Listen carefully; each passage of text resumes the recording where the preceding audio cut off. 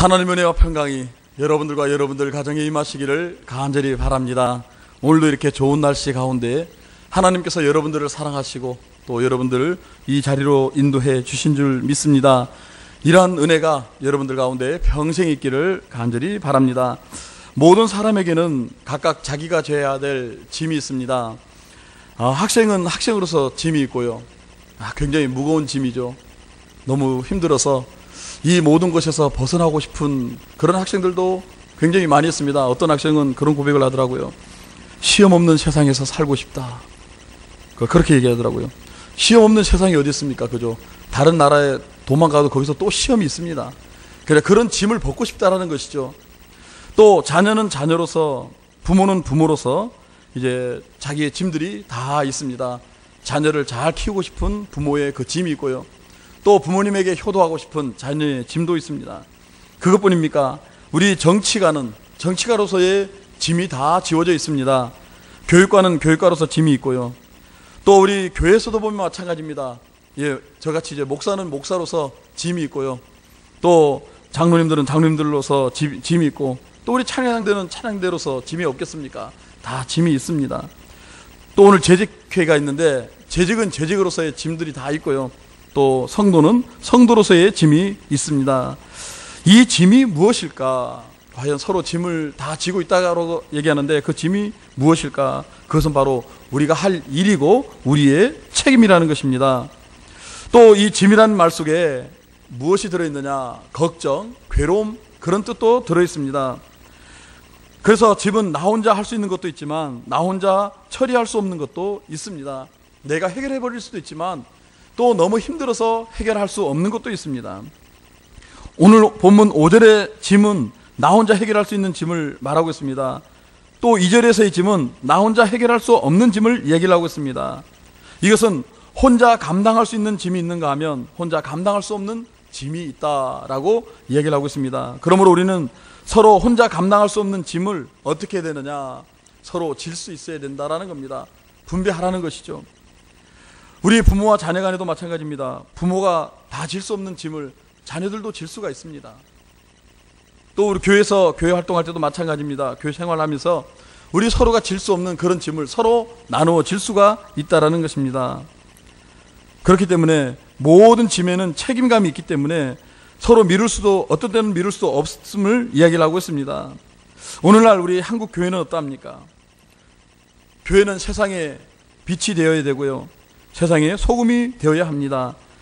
그래서 교회는 남보다 많은 책임이 있고 짐을 져야 할 그런 책임이 있습니다.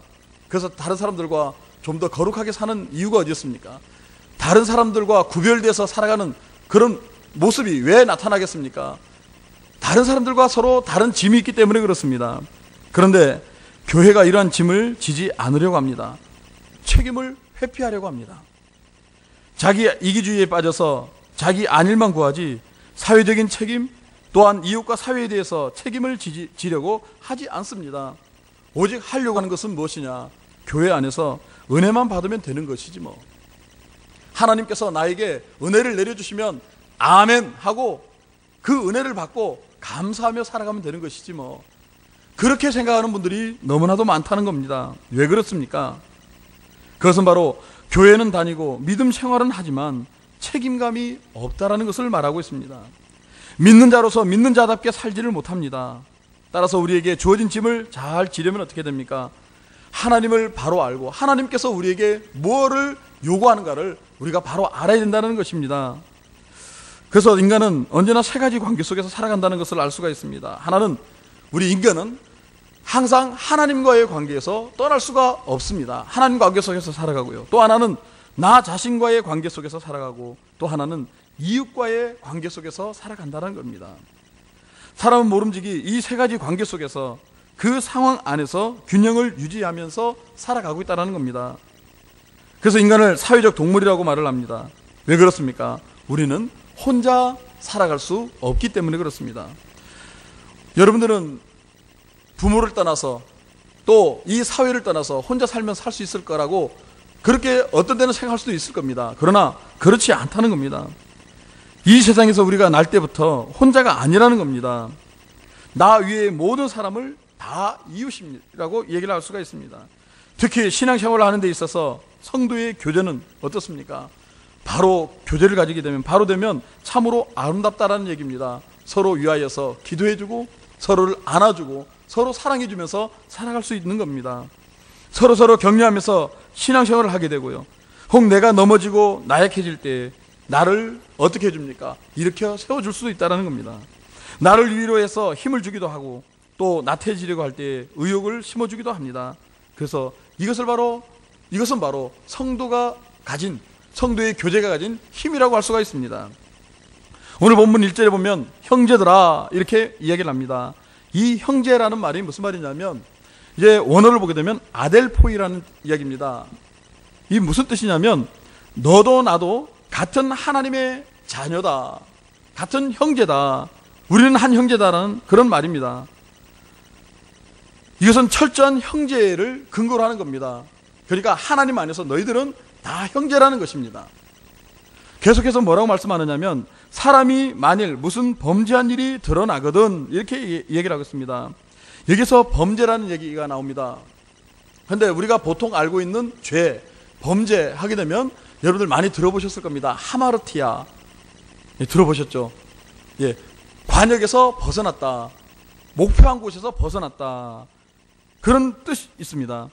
또 하나는 불법을 말할 때는 아노미아라는 말이 있습니다. 이게 무슨 말이냐면 죄를 범했다, 하나님께서 하라는 그 법을 너는 벗어났다, 그런 뜻입니다. 이 하마르티아하고 아노미아라는 말은 결정적인 죄를 이야기합니다. 완전히 지은 죄, 너는 죄인이다라는 그 죄를 뜻하는 겁니다. 그런데 오늘 본문에 쓰인 이 범죄라는 말은 다릅니다. 이 범죄라는 말이 무슨 말이냐면 파라프토마티라는 말인데, 이 말은 미끄러져서 넘어졌다, 그런 뜻입니다. 원래 뜻이 미끄러져서 넘어졌다라는 뜻입니다. 다시 말하면 실수했다라는 것이거든요. 실수했다. 우리가 얼음판 위를 가다가 발을 잘못 디디면 어떻게 했습니까? 그냥 미끄러져 넘어지지 않습니까? 내가 넘어지고 싶어서 넘어진 게 아니라는 것이죠. 잘못해서 미끄러져서 넘어진 겁니다. 본의 아니게 실수를 해서 넘어진 겁니다. 그래서 이 범죄는 무슨 말이냐? 고의적이 아닌 실수로 지어진 죄를 말하는 겁니다. 그런데 이 실수가 오늘 드러나거든 이렇게 얘기를 하고 있습니다. 그 실수가 드러나거든, 여기서 드러난다는 말이 무슨 말이냐면 발각되었다라는 겁니다. 다 드러났다는 얘기입니다. 몇 사람만 알고 있는 이야기가 아니라 모두가 다 알고 있다는 것입니다. 교회에서 말하면 어떤 사람이 이제 실수로 죄를 지었습니다. 그러면 그 죄가 모든 사람들에게 다 퍼졌다라는 겁니다. 실수한 죄가 드러날 때에 우리는 대체 어떤 조치를 취해야 하는가? 여기서 그것을 이야기하라는 것이 아닙니다. 들추어내라는 게 아니거든요.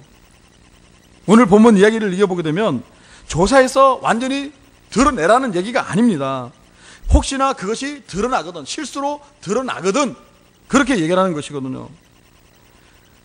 그래서 교회에서 가장 중요하게 삼는 덕 중에 하나가 뭐냐면 실수를 용서하는 겁니다.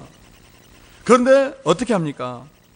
그거를 끄집어내가지고 정죄시키죠. 왜 그렇게 하느냐라고 이야기들을 많이 합니다.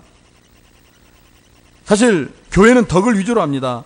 누구를 심판하자는 것도 아니고요, 누구를 정죄하자는 것도 아닙니다. 중요한 것은 이미 알려져 있는 그 덕스럽지 못한 문제를 어떻게 해야 되느냐, 교회 전체의 덕을 위하여 취급해야 된다는 겁니다. 그 사람이 만약에 실수해서 죄를 범하였거든 다 같이 기도해주고 다 같이 그를 사랑해 주라는 얘기입니다. 그것이 바로 짐을 지는 것이거든요. 오히려 그 사람에게 어떻게 합니까? 그 짐을 더 지워버리는 거거든요. 가슴 아프게 만드는 겁니다. 어떤 때는 그 사람으로 하여금 교회 나오지 못하게 하는 경우도 있습니다. 그 사람은 그렇게 하고 싶지 않았는데 실수할 수도 있거든요. 그 사람만 실수할 수 있는 것이 아니라 우리도 그렇게 할 수 있다는 겁니다. 그러면 어떻게 해야 될까? 오늘 본문에 보게 되면 4가지로 말씀하고 있습니다. 하나는 첫째로 바로 잡으라 이렇게 일하고 있습니다.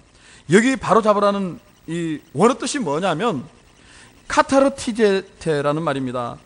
여러분들 무엇을 하다가 뼈가 탈골일 때가 있을 겁니다. 이제 뼈가 이제 탈골되거나 아니면 다리가 삐거나 완전 위골이 됐을 때 이제 뼈가 이제 빠진 거 있지 않습니까? 그것을 바로 잡아준다. 그러니까 만약에 많이 빠진 뼈가 어깨뼈라고 그러는데 어깨뼈가 이제 떨어졌습니다. 그러면 이것을 끼워서 바로 잡아준다. 그 뜻입니다. 교정한다는 얘기죠. 그런데 우리는 이 말을 바로 잡으라는 말을 우리는 뭐로 항상 생각해 버리느냐면 정죄로 생각해 버립니다. 그냥 너는 잘못된 인간이다. 잘못했으니까 너는 회개해라. 막 이렇게 따지고 들어가는 것이 아니라는 겁니다. 사실 우리는 누구를 정죄할 권리가 없습니다. 심판할 권리가 없습니다. 왜냐하면 심판주는 하나님뿐이시기 때문에 그렇습니다. 우리가 누구를 심판하고 정죄하려 든다면 이것은 곧 우리가 하나님의 자리에 서 있다라는 것이죠. 내가 하나님이 되어서 심판하려 하면 안 된다는 겁니다. 정죄나 심판이 아니라는 것이죠. 우리가 이것이 탈골되었을 때, 위골되었을 때 여러분들은 어떻게 하시겠습니까?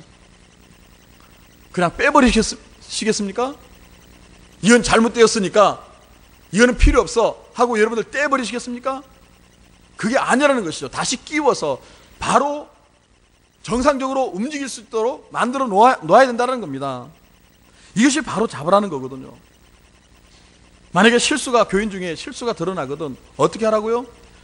그 사람을 정죄하고 내쫓아 버리는 것이 아니라 서로 잘 될 수 있도록 바로 잡으라는 얘기입니다. 무엇으로요? 온유한 심령으로 이렇게 말씀하고 있습니다. 온유라는 말은 무슨 말입니까? 부드러운 마음, 겸손한 마음으로 바로 잡으라는 얘기거든요. 사랑과 긍휼로 덕과 온유를 절대 잃지 말고 바로 잡으라는 겁니다. 그렇기 때문에 그 사람에게 다가갈 때에 눈살 찌푸리는 그런 모습으로 가서는 안 됩니다. 항상 사랑스러운 그 모습으로 다가가야 된다는 거죠. 둘째는 너 자신을 살펴보아라고 얘기를 하고 있습니다. 자신을 돌아보라는 겁니다. 그 모습을 바라보고 내 자신을 바라보고 살펴보라는 것입니다. 우리가 어떤 사건을 접하게 되면 불시간에 그 사건 자체에 말려 들어가서 나 자신을 잃어버릴 때가 참 많이 있습니다. 이 말은 무슨 말이냐면 남이 잘못한 것만 생각한다는 것이죠. 그러니까 자기 잘못은 전혀 생각하지 않는다는 겁니다. 그렇기 때문에 자기 자신을 살펴보지 않으면 남을 분명히 심판하게 되어 있습니다. 그 가장 대표적인 예가 어디입니까? 요한복음 8장에 나와 있습니다. 요한복음 8장 1절에서 11절까지 말씀 보게 되면 음행 중에 잡힌 여자가 이제 끌려옵니다. 많은 사람들에게 이끌려서 질질 끌고 왔다는 것이죠. 끌고 와서는 예수님 앞에 다가왔습니다.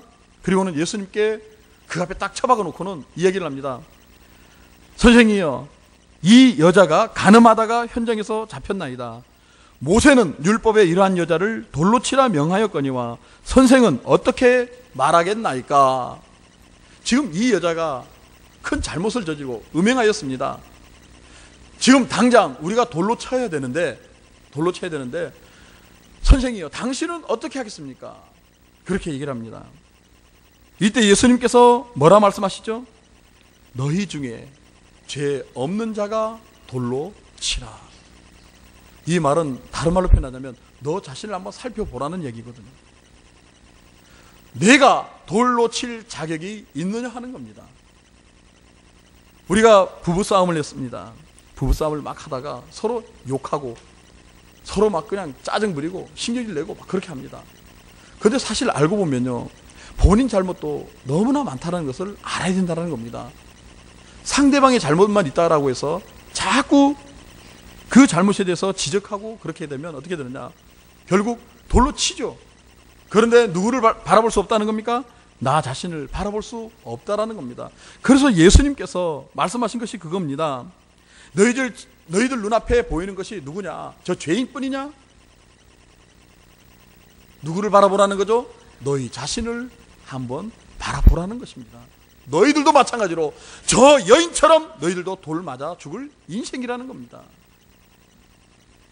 우리는 세상의 죄나 다른 사람의 죄에 대해서는 열심히 알려하고 또 알고 있습니다. 그러나 알지 못하는 게 뭐냐면 자신의 죄를 모른다는 것이죠. 그렇기 때문에 오늘 본문에서는 다른 사람이 실수하는 것을 보거든, 다른 사람이 실수하여 그 죄가 드러나거든 너희가 먼저 정신을 차리고 바라봐야 되는 것이라는 겁니다. 여기서 뒤에서 두려워하라는 말이 무슨 말입니까? 너희들도 똑같이 실수하고 죄를 짓지 않나? 자신을 한번 바라보라는 겁니다. 그리고 그 실수를 하는 것을 바라보면서 두려워해야 한다라고 말씀하고 있습니다. 그런데 반대로 내가 두려워하는 것이 아니라 그 실수를 보고 쾌감을 느끼는 사람도 있다는 것을 여러분들 알 수 있을 겁니다. 남이 실수한 것을 보고 막 그럴 수 있느냐라고 나무라게 되면 남 이야기하는 것보다 재밌는 일이 세상에 어디 있느냐고 그럽니다. 나와 상관이 없다고 생각하는 데서 비롯된 잘못이잖아요. 그래서 싸움 구경 나면요 열심히 쳐다보려고 그러고요. 왜 그렇습니까? 나와 상관이 없고 나는 죄가 없고 나는 싸우지 않고 그런 생각을 가지고 있다는 겁니다. 그렇기 때문에 오늘 말씀에도 얘기하지 않습니까? 너 자신을 살펴봐. 너 자신을 살펴보라. 그리고 뭐 하라고요? 두려워하라. 저 사람이 짓는 죄가, 저 사람이 실수해서 넘어진 그 죄가, 드러난 죄가 저 사람에게만 있는 줄 아느냐? 저것을 바라보고 너 자신도 한번 살펴보고 두려워하라는 것입니다. 남이 실수하는 것을 보며 시기와 질투하는 마음에서 그의 실수를 기뻐하지는 않았는가? 자비함이 없는 자가 되지 않았는가? 우리 자신을 한번 살펴봐야 됩니다. 하나님께서는 구약성경에 이렇게 얘기를 합니다. 악인의 형통함을 부러워하지 말고 악인이 망하는 것을 보고 기뻐하지 말라. 우리 성도들은 남이 실수하는 것을 보고 무자비한 자가 되어서 기뻐하지 않았는가? 또 혹시나 조소하는 마음이 생겨서 비난하는 마음이 없었는가를 우리 자신을 한번 살펴봐야 된다는 겁니다. 남의 실수를 보면서 나도 이미 시험에 빠져들고 있지 않는가? 나약해지고 있지 않는가? 또 같은 죄를 짓고 있지 않는가? 우리 자신을 한번 돌아보고 두려워해야 할 필요가 있다는 것입니다. 그렇게 두려워하게 되면 남을 정죄할 수가 없습니다. 오히려 그 사람을 어떻게 합니까? 불쌍히 여길 수 있다는 겁니다. 내가 저 사람의 실수를 바라보고 두려워하게 되면 얼마나 마음이 아플까 하는 그런 마음도 생긴다는 것이죠. 얼마나 고통스러울까. 그렇게 생각할 수도 있다는 겁니다. 사실 남을 정죄할 자격을 가진 사람은 아무도 없습니다. 나와는 아무런 관계가 없는 것처럼 나를 전혀 돌아보지 않기 때문에 남을 비난하게 되고 문제를 다 삼게 된다는 것입니다. 남의 실수를 보며 나 자신을 바르게 성찰하는 사람이 되어야 한다는 겁니다. 그래서 셋째로 짐을 서로 지라고 말씀합니다. 이 짐을 서로 지라는 말은 무슨 말입니까? 아픈 마음을 함께 하라는 것입니다. 고통에 동참하라는 뜻이죠. 마태복음 1장에 보시게 되면 요셉이 나옵니다. 예수의 아버지 요셉. 이 목수 요셉이 굉장히 어려운 문제에 봉착하게 됐습니다. 너무 힘든 상황에 처해 있습니다. 그게 뭐냐면 이 자기가 약혼한 마리아가 임신을 했다는 겁니다. 사실 이 소식을 듣고 이 요셉은 정죄할 수도 있고 돌로 칠 수도 있습니다. 그런데 그것을 드러내지 아니하고 깊이 생각을 합니다. 무슨 피치 못할 사정이 있겠지. 무슨 사정이 있겠지. 그렇게 하면서 비난하지 않았습니다. 이 말은 무슨 말입니까? 짐을 같이 진 것입니다. 책임을 함께 지는 것보다 좋은 일은 없습니다. 그래서 예수님께서는 내 이웃을 내 몸과 같이 사랑하라 이렇게 말씀하셨습니다. 내 몸과 같이 라는 말은 무슨 뜻입니까? 내 몸과 같이. 또 대접을 받고자 하는 대로 남을 대접하라고 말씀합니다. 다른 사람이 나를 어떻게 대해 주었으면 좋겠습니까? 여러분들 한번 생각해 보십시오. 심리학자들에 따르면 사람들은 대체로 상대방에 대해서 세 가지를 원한다고 합니다. 세 가지를 원하는데 그 세 가지 중에 하나가 뭐냐면 자기를 이해해 주기를 바란다고 말들을 합니다. 나를 이해해 달라. 남편이 나를 이해해 줬으면, 자녀들도 나를 이해해 주었으면, 부모도 이웃도 나를 이해해 주었으면, 그런 생각들을 하지 않습니까? 내가 이렇게 아픈데 나를 좀 이해해 줬으면, 그렇게 원한다는 겁니다. 또 하나는 믿어주기를 바라는 마음입니다. 내가 하는 말이 무엇이든 상대방이 믿어주기를 원합니다. 내가 이야기를 했을 때 그 사람이 아 그렇군요 하고 믿어주기를 원한다는 것이죠. 제일 불쾌한 일이 남에게 의심받는 것입니다. 불신당하는 것처럼 괴로운 일도 없을 겁니다. 아무리 이야기를 해도 네 말은 못 믿어 이렇게 해버리면 굉장히 마음이 아프죠. 셋째는 덮어주기를 바란다는 겁니다. 다른 말로 표현하자면 용서해 주기를 바란다는 것이죠. 나의 실수를 용서해 주고 덮어주기를 바란다는 겁니다. 비난 없이 그저 모든 것을 감싸 안아주고 비밀을 지켜주고 또 용서해 주기를 바란다는 겁니다. 이웃으로부터 우리가 대접을 받고자 한다면 그 받고자 하는 대로 우리도 남을 대접해야 된다는 겁니다. 우리가 이웃을 이해해야 되고요. 이웃을 믿어야 하고 또 잘못이 있을 때에 덮어 주어야 된다는 사실입니다. 이렇게 하는 것이 짐을 함께 지는 것입니다. 짐 지는 것 가운데 가장 큰 것이 책임을 같이 하는 것이죠. 가장 무거운 짐이 무엇입니까? 의의 짐입니다. 다시 말해서 비밀을 지켜주는 겁니다. 남을 위해 내가 죄인이 됩니다. 의를 지킵니다. 이 짐은 참 어려운 것입니다. 짐을 서로 지라. 서로 봉사하라. 그 뜻이 아니고요. 책임을 함께 지라는 겁니다. 아픔을 함께 나누라는 것입니다. 여러분들 아픔을 함께 나눌 수 있는 사람이 있습니까? 여러분들이 너무 무거워서 너무 힘들어서 아픔을 같이 나눌 수 있는, 짐을 나눌 수 있는 주위에 있는 이웃이 있습니까? 있습니까? 없습니까? 있죠. 바로 예수님이시라는 겁니다. 예수님께서 분명히 말씀하셨지 않습니까? 수고하고 무거운 짐진 자들아 다 내게로 오라. 내가 너희를 어떻게 하겠다고요? 쉬게 하리라. 우리의 짐을 예수님께서 져주셨다라는 것입니다. 무엇으로 져주셨습니까? 사랑으로요. 내가 아무리 악한 죄가 드러나도 예수님께서는 뭐라 말씀하셨습니까? 나도 너를 정죄하지 아니하노라. 이게 얼마나 위대한 말인지 모릅니다.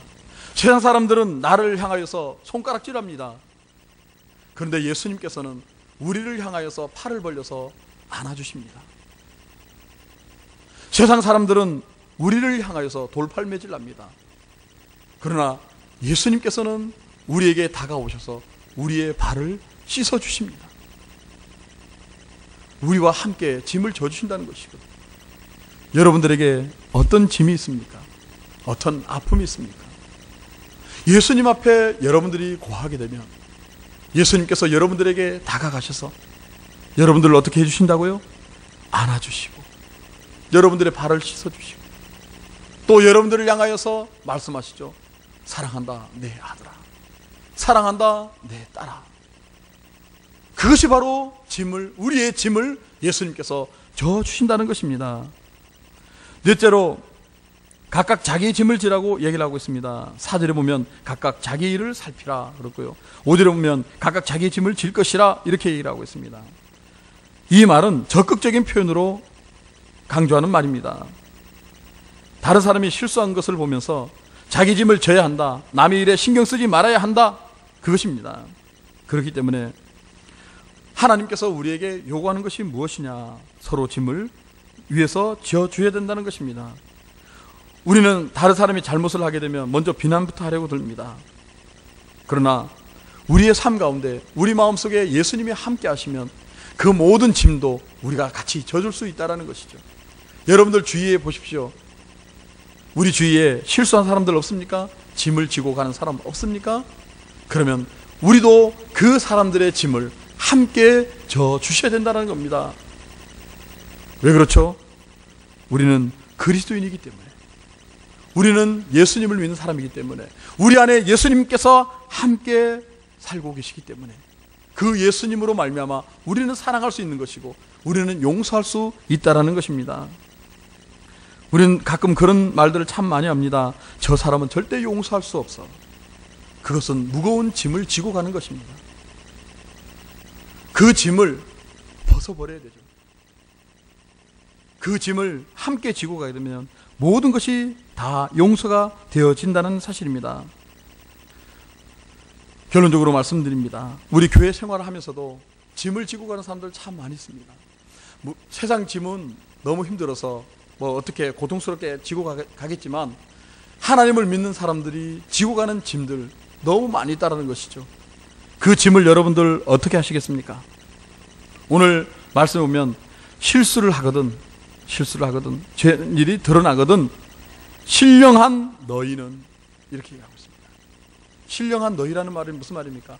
예수님을 구주로 고백하고 예수님을 주님으로 고백하는 너희는 어떻게 하라고요? 온유한 마음으로 온유한 심령으로 다 용서하고 서로를 짐을 져라 이렇게 말씀하고 있습니다. 예수님께서 우리의 짐을 지기 위해 십자가에 달리셨습니다. 우리의 죄의 짐을 위해서 우리 시기의 짐과 질투의 짐, 실패와 낙심의 짐을 지기 위해서 이 땅에 오셨습니다. 이것으로 인해서 우리는 용서함 받았고요, 감사하며 살 수 있는 그리스도인이 되었습니다. 예수님께서는 저와 여러분들에게 이러한 삶을 살기를 원하십니다. 서로 힘들고 어려울 때에, 낙심되어 절망할 때에, 실패하여 모든 것을 포기하고 싶을 때에 우리는 서로 짐을 져야 되는 거죠. 어떤 짐입니까? 서로 기도해주고 서로 사랑해주고 서로 감싸 안아주는 그런 짐을 서로 지라고 말씀하고 계십니다. 앞으로 여러분의 평생의 삶 가운데 서로 사랑하며 감사하며 지내는 여러분들이 되시기를 주님의 이름으로 간절히 축원드립니다. 기도하겠습니다. 하나님 아버지 감사합니다. 하나님께서 저희들을 사랑해 주시고 저희를 인도하여 주셔서 오늘도 이렇게 주님 앞에 나왔습니다. 저희들에게 지어진 모든 짐들 서로 나눠지고 서로 사랑하며 온유한 심령으로 서로 같이 짐을 질 수 있도록 하나님 도와주옵소서. 저희들에게 너무 무거워서 질 수 없는 짐이 있다면 모든 것을 주님 앞에 아뢰고 또한 주님 앞에 기도하며 저희들 잘 이겨나갈 수 있게 하여 주옵소서.